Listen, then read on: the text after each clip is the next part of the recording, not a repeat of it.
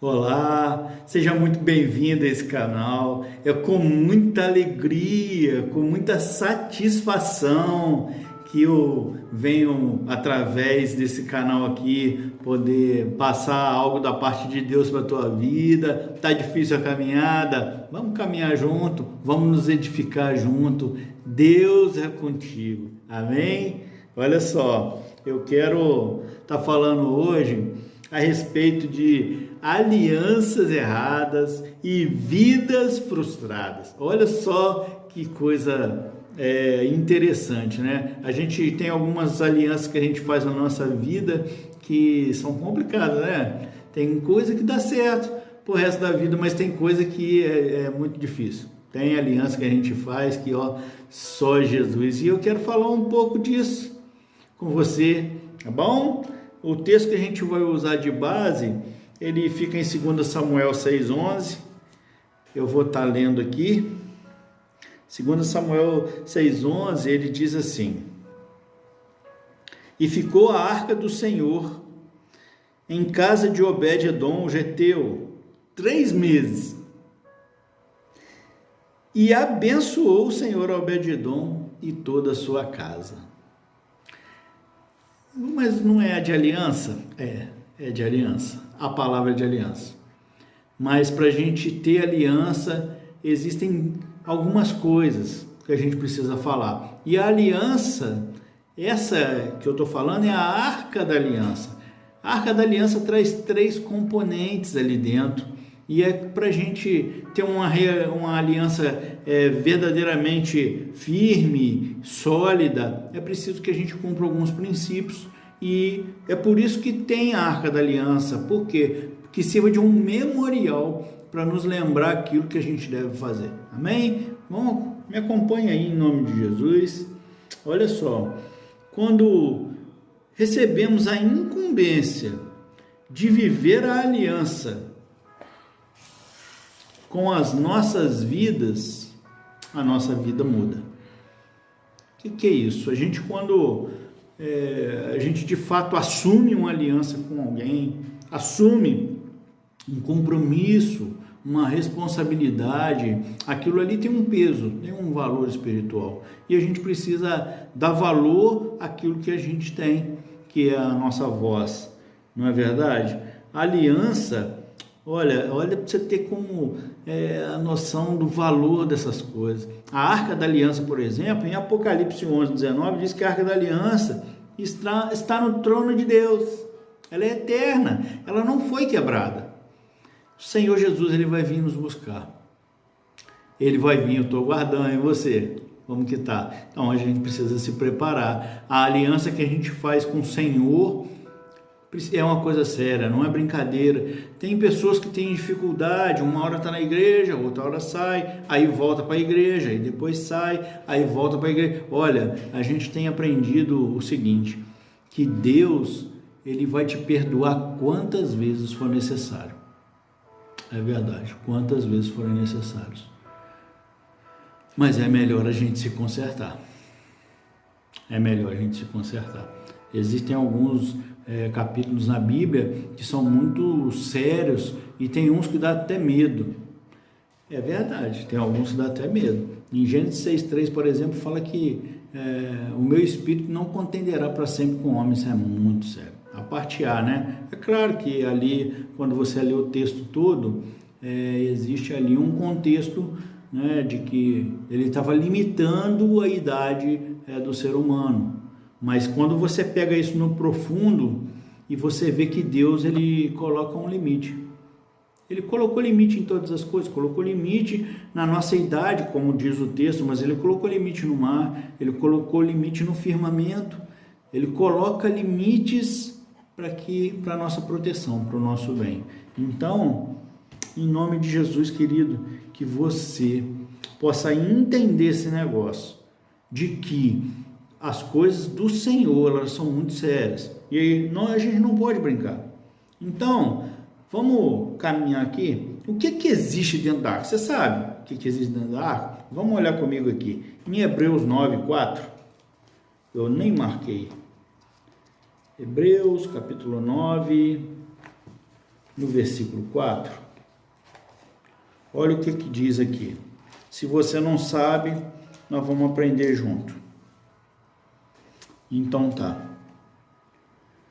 No versículo 3. Mas depois do segundo véu estava o tabernáculo que se chama Santo dos Santos, que tinha um incensário de ouro e a arca do concerto, coberta de ouro todo ao redor, que estava um vaso de ouro que continha maná, a vara de Arão, que tinha as flores, a vara de Arão que tinha florescido, e as tábuas do concerto, as tábuas dos 10 mandamentos, tá? Só para lembrar, então o que tinha dentro da Arca da Aliança?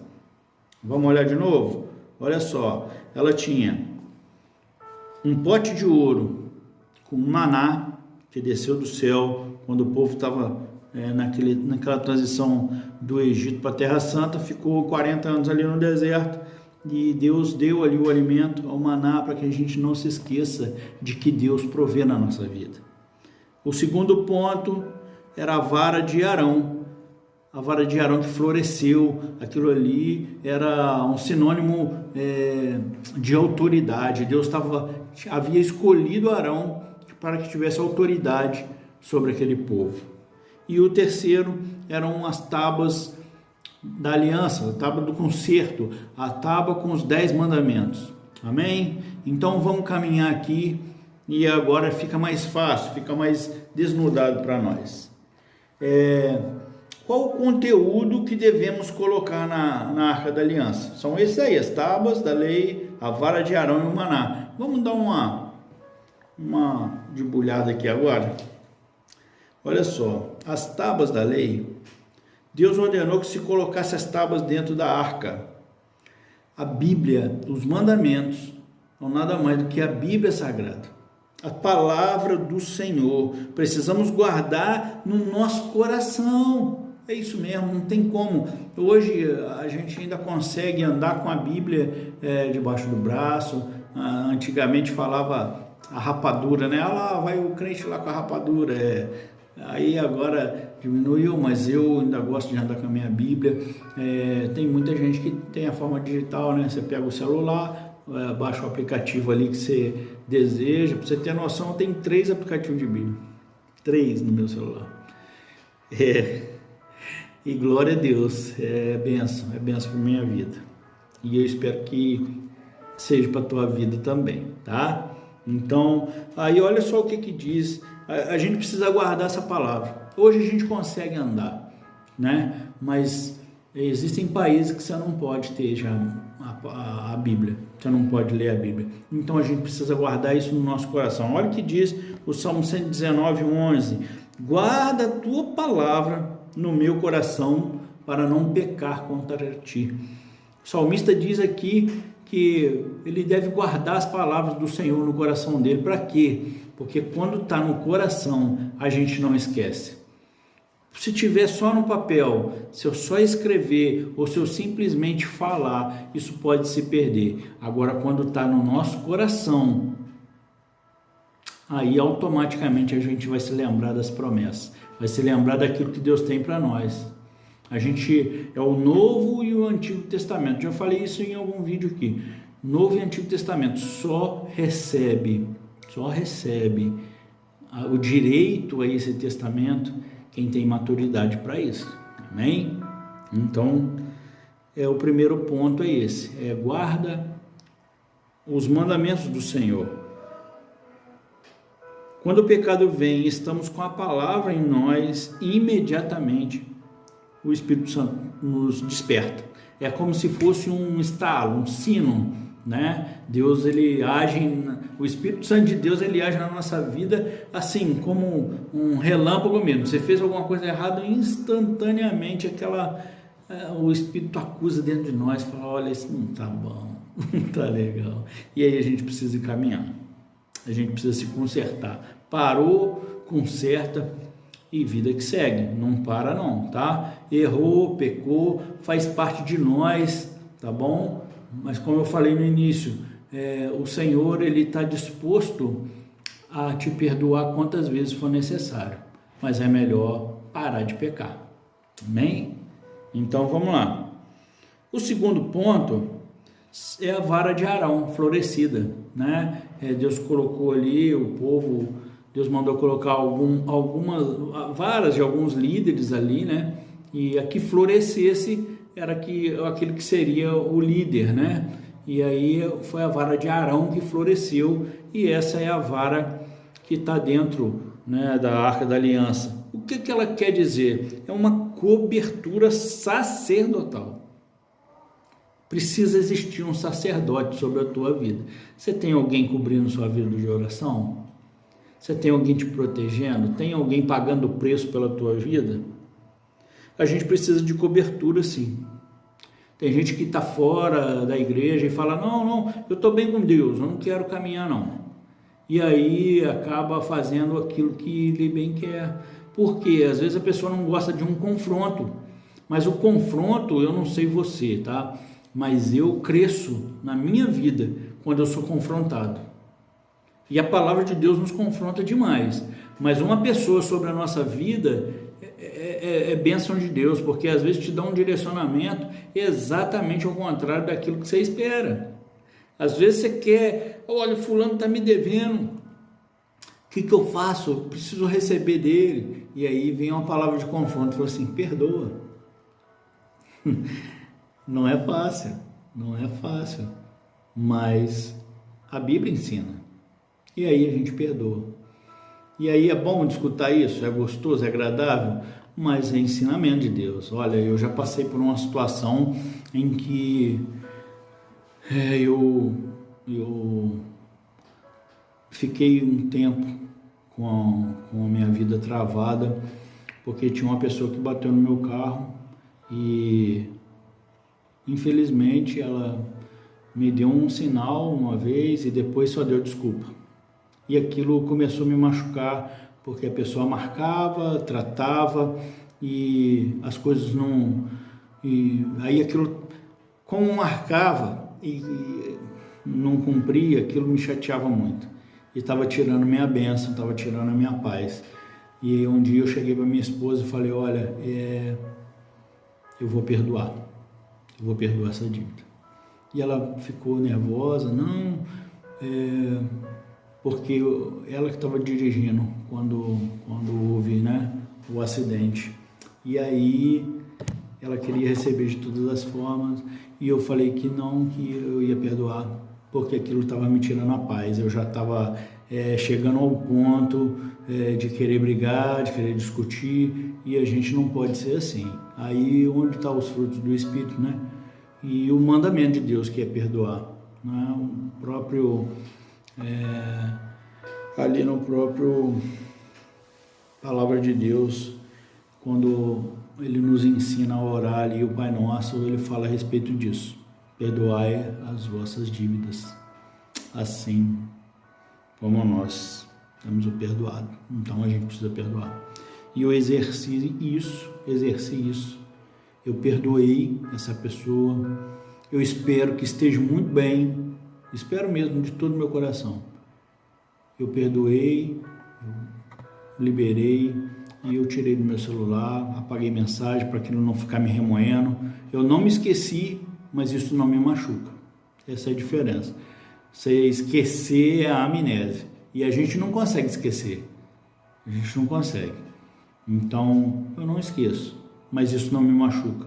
Não me traz desconforto algum. De coração, eu perdoei. E eu errei muito na minha vida lá para trás.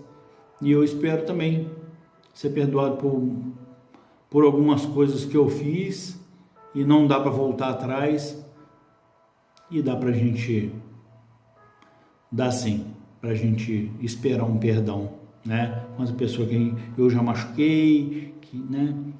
Enfim, são fatos da nossa vida que acontecem.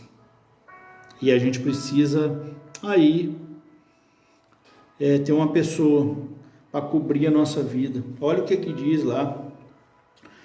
Quando não temos cobertura, na hora da tempestade as coisas ficam feias.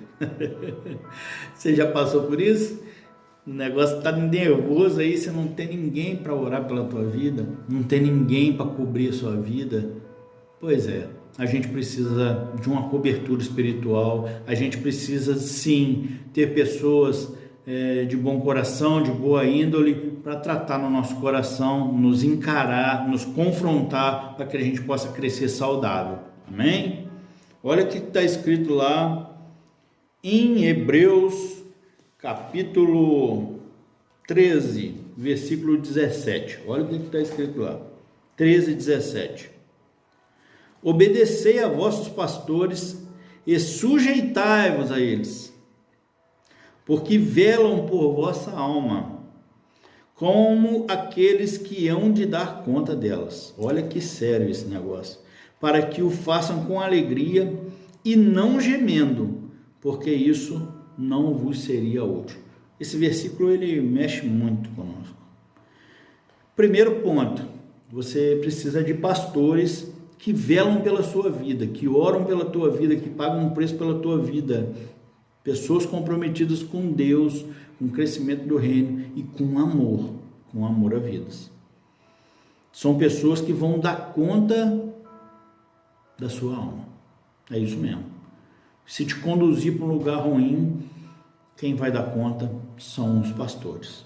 Então, por isso que essa responsabilidade é muito grande. Muito grandíssima, tá? Então, vamos lá. Sujeitai-vos a eles. Então, quando você receber um direcionamento do teu pastor, da tua pastora, filho, em nome de Jesus, obedeça. Seja uma ovelha obediente, não seja uma ovelha rebelde, seja uma ovelha obediente, tá? Porque isso vai trazer bênção para a tua vida, em nome de Jesus. E aí fala que, para que o façam com alegria e não gemendo. Tem ovelha que dá muito trabalho.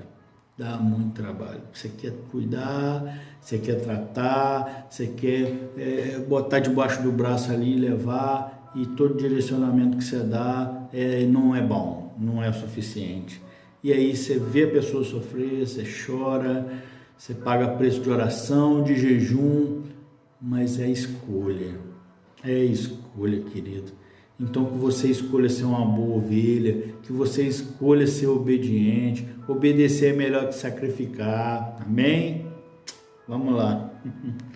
O teu pastor, ele tem que fazer isso com alegria, ele tem que te discipular com alegria e não gemendo. Olha só que forte. A gente precisa ser obediente, né? Agora, e o outro ponto é o maná, né? É o pote de ouro lá com maná. O maná, um vaso de ouro cheio de maná. É o pão nosso de cada dia. É o pão nosso.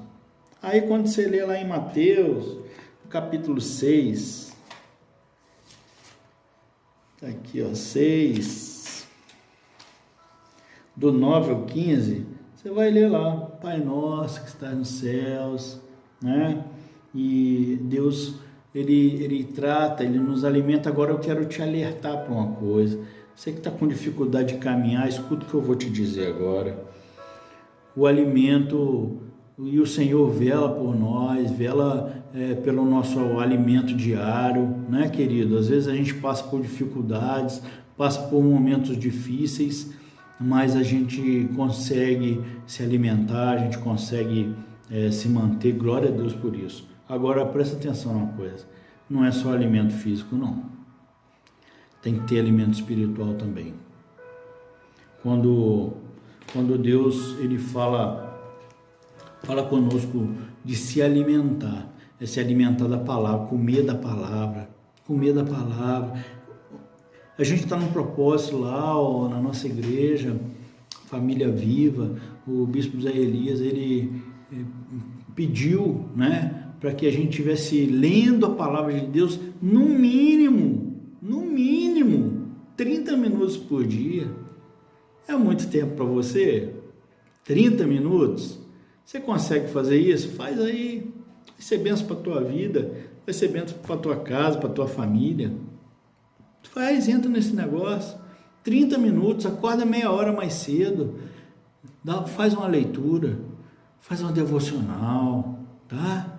Lê um pouco da palavra, se Alimente-se. Se você conseguir fazer 30 minutos de manhã, 30 minutos na hora do almoço, ou 30 minutos antes de deitar, excelente. Deus vai agregar na tua vida, para a glória dele. Para a glória dele. Um maná caiu quando o povo estava no deserto. No deserto nós somos tratados. Somos quando a gente está totalmente dependente do Senhor. Então a gente precisa entender que a gente... Deus liberava o maná, mas o povo tinha que sair de dentro lá das tendas lá para poder ir buscar o maná. Ele não dava na mão, não, tinha que ir buscar. E tem gente que quer as coisas e fica dentro de casa, não pode. Você precisa sair, precisa botar a cara, precisa gostar de trabalhar. Então, mas não é só o alimento físico, precisa do alimento espiritual. O alimento físico, tá lá em Gênesis, fala, né, que do suor do teu rosto te comerás, né? Então a gente precisa trabalhar mesmo, a gente precisa se esforçar. Agora tem a questão do espiritual, que para a gente se alimentar espiritualmente, o maior e melhor alimento para o espírito é o jejum, é deixar de comer, porque aí a gente deixa de alimentar a nossa carne, e aí a gente vai aprendendo cada dia mais a palavra do Senhor. Então se alimenta da palavra, tenta esse negócio de você ler a palavra de Deus pelo menos, tá, querido? Meia hora por dia, tá bom? Eu quero orar com você agora.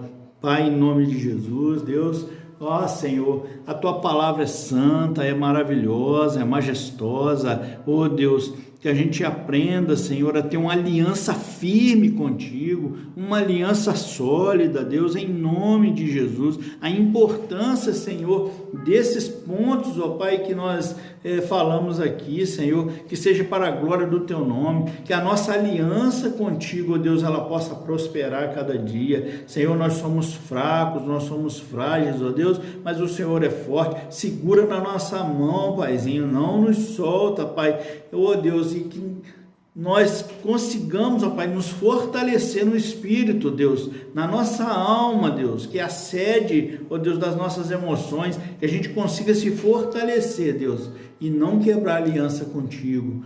Deus, muito obrigado por tudo que o Senhor tem feito, Deus. É assim que eu oro e te agradeço em nome de Jesus. Amém. Amém? Você entendeu aí, querido, esse negócio da aliança? Olha só, alianças erradas, vidas frustradas. Faça aliança com quem quer o teu bem. Faça alianças com quem vai te levar para o reino de Deus. Amém? Final dos tempos está chegando, a gente aprende muito a respeito disso. O bispo tem falado muito a respeito disso. Gere amor no seu coração, gere temor no seu coração e principalmente coloque a tua vida diante de Deus, se alinha, se edifique-se, vamos embora, vamos caminhar, não para, não desista, Deus é contigo, amém? Um forte abraço, que Deus abençoe tua vida.